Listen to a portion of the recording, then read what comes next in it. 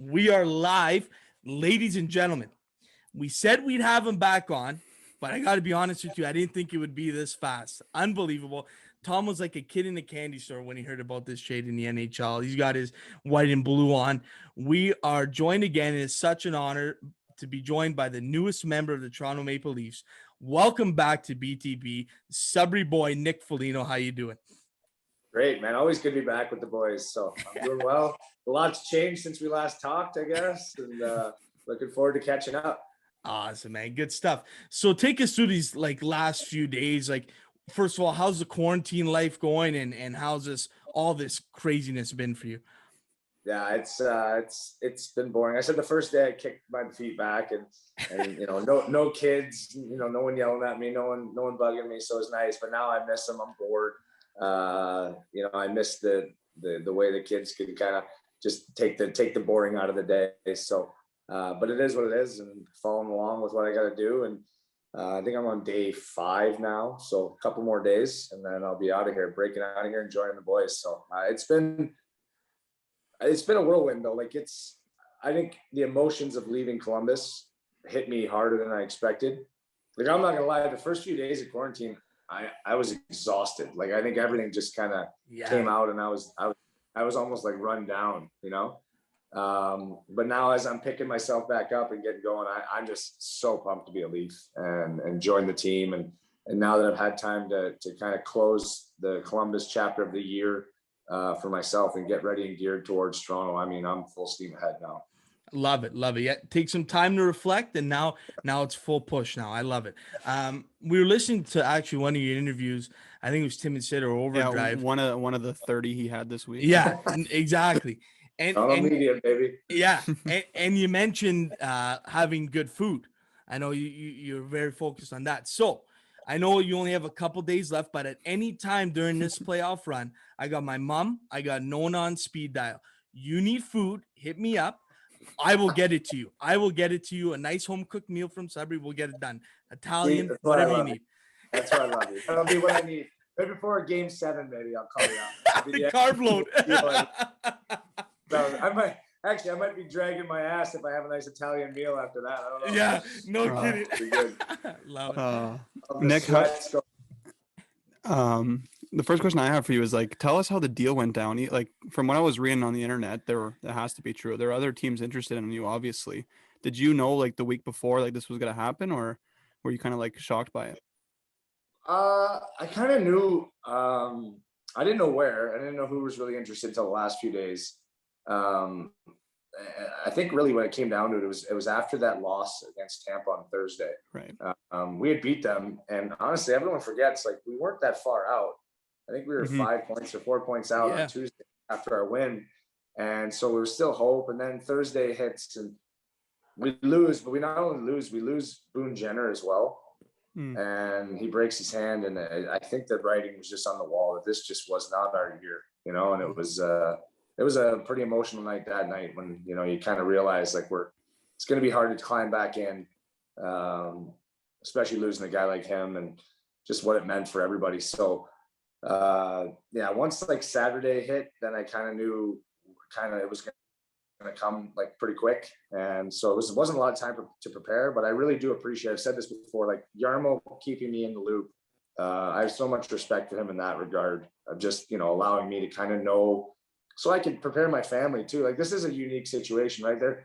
If it's Canada, it's almost guaranteed that I'm not going to see my family for a little while. And if there was another place in the US, it was trying to figure out, okay, what would that look like? So to kind of have an idea, at least to talk through with my wife, I think we both really appreciated that, especially never having been traded in season, which is, as I'm learning, there's a lot, man. And now I realize too, for the guys that used to come into my team, it's a lot. You really got to make sure they feel welcome, just because I know the emotions that I'm going through, and Toronto's been so first class. It's insane with the way they treated me and my family. So yeah, it's something that was new to us, but we couldn't ask for a better situation. No. Awesome. Good. That's great to hear. And things look like they're moving smoothly, which is great. What was Janelle's reaction and the kids? Like, you talk about Columbus. Where is Columbus? I think she knows where Toronto is now, Yeah. but maybe a little bit different circumstance now. Yeah, I think she's more nervous now than she's ever been because she just knows the market. And really it comes down to, I think, you're sad to leave your family. So she was obviously emotional about that. But it was cool. I said, like, my family, it was almost like they were excited for me to go. And it was such a weird expectation I kind of had. Even saying goodbye, like it was like a sad but exciting goodbye. My kids were pumped for me. And I think because they know how excited I am and what a great opportunity this is for me. And I think as a father, you always kind of are worried about being selfish. When you have a family, it's never about you anymore. It's always about your 3 kids. Like, Right. I've not spent a dime on myself. It's always my kids getting clothes, diapers, whatever they need. So to kind of make this decision a little selfishly, knowing it would impact my family, it was hard for me. But I think their reaction said everything. It has made me almost more excited to come up here because I know I'm doing it for them, and I can't let them down. You can't let your kids down. So my one son said, "You better go win the Stanley Cup." So I got some work to do. So that was a neat reaction that I wasn't expecting, and it almost motivated me more and made me feel like this was the right decision because of how excited they are. The kids already got sent Toronto Maple Leaf stuff, so they jumped ship pretty quick. They're rocking it. They're already rocking it in Columbus. Oh my God. Yeah, be careful wearing that around. We don't need that right now, but they're really excited for me. Awesome. That's great to hear. I mean, you got the support, and I mean, I tell you, everyone back home's rooting for you too. Like Mason and I are Habs fans, and we're like, it's hard. It's really hard not to dislike the Leafs now. No. Alex, we have to talk about it now. Nick, he says that he's the biggest Nick Foligno fan, but he can't be a Leafs fan now. Does that make any sense to you? If he can cheer for you individually to do well, but he can't cheer for the team that you're on. Makes no sense. No, jump in with 2 feet, man. That's what I did. You got to jump in with 2 feet. Don't worry. I wasn't a big Leaf fan when I was playing for all. Now I'm a Leaf fan all the way through and through, bleeding into my heart. So you'll get there. You'll get there. I like it. I like it. Maybe once I see a few games of you in the blue and white, maybe we'll see. I like it though. I've gotten so many like that though. Don't even worry about it. Man, you're killing me. Like the one team, or I got so many buddies that are like, now I can finally cheer for you with all of my being. Finally, Oh my God, that's too good. It's so funny. We're legit talking about it a few weeks ago about playing the Leafs in the playoffs with Columbus, and now here we are. It's unbelievable. But let's get into the hockey. So obviously, it's a different year. You're heading into a completely different environment, a new division. You've never seen these teams this year, where in a normal year you would have seen them a couple times. So what's the mentality heading into now in this, like, kind of like a fresh start kind of deal? Yeah, I mean, I think because I've been in the league long enough, I know a lot of the players, and watching now the Leafs, I've had a chance to watch them in this quarantine and just seeing the teams they're playing against. And, so I'm not so worried about the other teams, though. I've never been one of those guys that like, what's that team doing? I'm excited to just go into Toronto and bring what I can bring, and I think that I have value in that regard of some stuff I can bring on the ice, some stuff I can bring off the ice. And just go in there and just help wherever's needed. That's kind of who I am anyway. I'm a guy that you need me to play here, I'll play here. You need me to play there, I'll play there. Mm-hmm. And I think I'm just looking forward to that opportunity with a team that, let's be honest, guys, they're already a great team.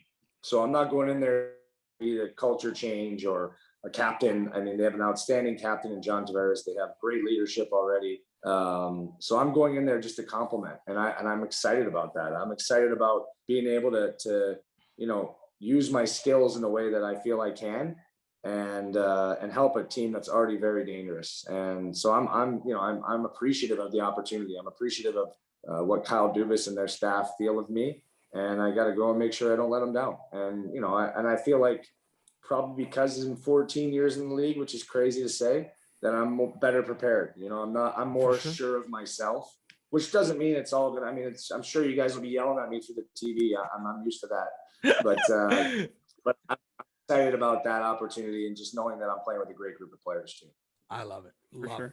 And last time, Nick, we actually had you on. We talked about that run that Columbus had beating the Leafs last year in the bubble. Like, how is it going to feel to be on the other side of that now? And was there anybody on that team that's last year that's on the Leafs this year that maybe you had a little tripping match with, and you're going to end up in the same locker room as them? So somebody asked me that. I was like, man, I didn't even think about it. Like I kind of forget. Like, you know, it's over, right? So, Heat of the battle. as great Yeah, as it was, yeah. like we didn't win the cup, so man, we didn't do well enough either, as far as I'm concerned, right? Like, so yeah, it was kind of funny when they're like, yeah, did you have any? Because I remember like I kind of hit Morgan Riley or tripped him, and he kind of almost broke his ankle in the one play. I got penalized for. They ended up scoring. Remember that? Yeah. I kind of he's like, you know, we kind of got into it there. I've gotten into it, I'm sure, with every one of them. Because I said though, you have to, like, in order to be successful against those guys, they're so dangerous that if you're not at your best or on top of them, they're gonna make you look silly, right? So I'm sure I had to run in with every one of those guys. But now I'm looking forward to not having to worry about like going out on the penalty kill against their power play. Right. And that was a nightmare. The puck moves so fast, you hurt your neck. So I'm excited to be on the receiving end of a lot of that and just, you know, being around those guys. So yeah, like, it was really funny when somebody asked me that. I never thought of it. Now you brought it up again. And, you know, I think that's all water in the bridge. I'm there to help. I'm there to be part of what we're trying to do and win Stanley Cup. Love it. Love it. Once the deal got done, was there anybody that reached out to you? Obviously, you playing with Spezza and obviously Matthews as well. I'm sure those guys reached out to you. Yeah, it was a nice feeling. The majority of the team did, actually, which was pretty cool. How excited they are to have me.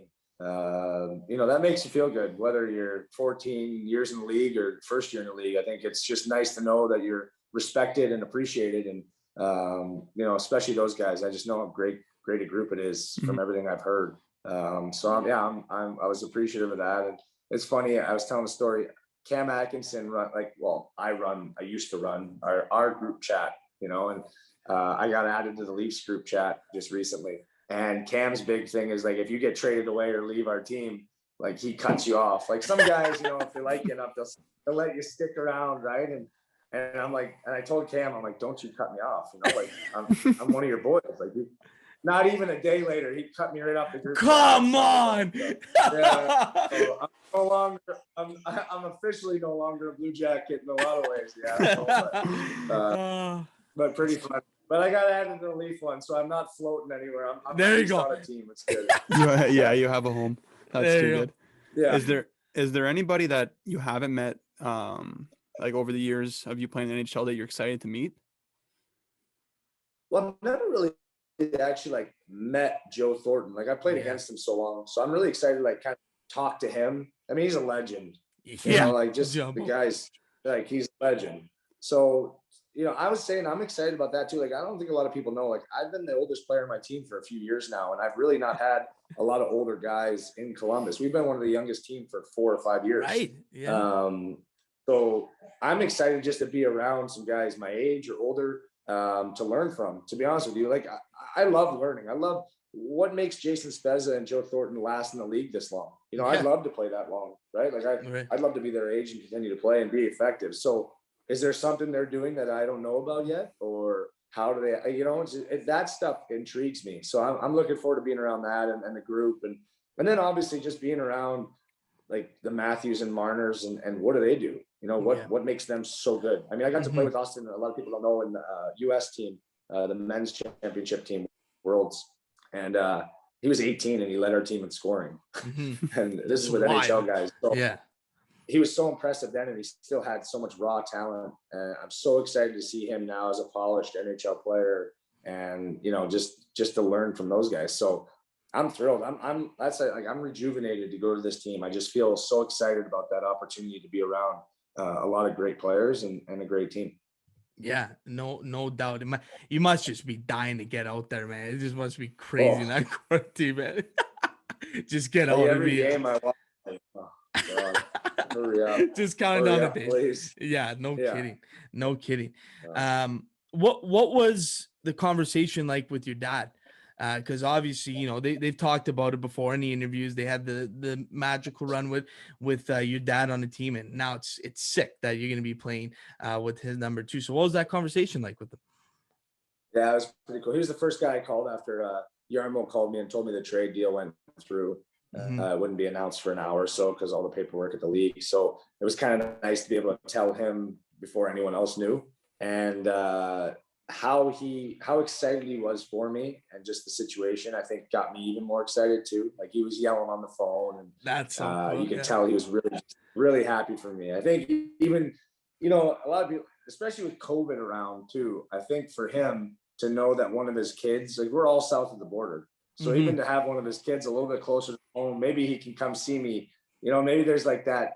I think he just was excited to have a family member closer by.